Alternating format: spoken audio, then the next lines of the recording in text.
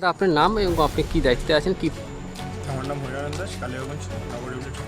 আচ্ছা, আজকে দেখলাম আজকে কালিয়াগঞ্জ কলেজে এসেছিলেন, কেন, কি বিষয়? কালিয়াগঞ্জ কলেজে বিগত দিনের বিভিন্ন দাবি দাওয়া ছিল ছাত্রছাত্রীদের, এবং যারা প্রেজেন্ট স্টুডেন্ট তাদের দাবি ছিল যে তাদের যে ভর্তি ফিস সেটা কমানো নিয়ে, সেই সমস্ত বিষয় নিয়ে এবং 11 দফা দাবি নিয়ে আমরা কালিয়াগঞ্জ কলেজে টিআইসি স্যার রয়েছে, ওনাকে ডেপুটেশন জমা দিতে আসি, এবং সেখানে টিআইসি স্যার আমাদেরকে আশ্বস্ত করেছেন যে আমরা যে 11 দফা দাবি রেখেছি সেটি যথাযথভাবে দেখা হবে এবং তার যেন সঠিক সিদ্ধান্ত বা বিচার করা হয় সেটি তিনি দেখবেন।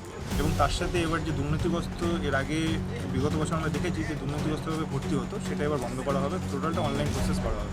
আচ্ছা, মূল দাবি কি কি রয়েছে আপনাদের, মানে কি কি প্রবলেম দেখছেন এই কলেজে? ছিল গার্লস হোস্টেলে কোনো গার্লস ছাত্রী না থাকা সত্ত্বেও সেখানে একটা কলেজ স্টাফ ব্যবহার করছে, সেটা বন্ধ করা, এবং তার সাথে কলেজ যে স্মার্ট রয়েছে সেখানে কিছু অসাম্প্রদায়িক দুষ্কৃতীরা বা বলতে পারেন যে আগেকার কলেজে দাদারা, তারা সেখানে নেশা জাতীয় দ্রব্য সেবন করে, সেটা বন্ধ করা, এবং কলেজে সুষ্ঠু ছাত্রছাত্রীদের যে পরিবেশ সেটা ফিরিয়ে আনা।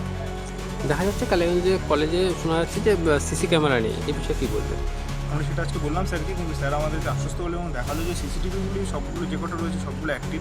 স্যার সেখান থেকে কন্টিনিউ মনিটরিং করছে, এবং আরও কিছু সিসিটিভি বাড়ানোর জন্য আমরা বলেছি, যেরকম গার্লস কমন রুমের আশেপাশটা দেখা, যেন অন্য কোনো মানে অসামাজিক কার্যক্রম না ঘটে বা কোনো অ্যাক্সিডেন্টলি কোনো কিছু যেন না ঘটে, সেগুলো স্যারকে বলেছি, স্যার আশ্বস্ত করেছে সব কিছু দেখা হবে।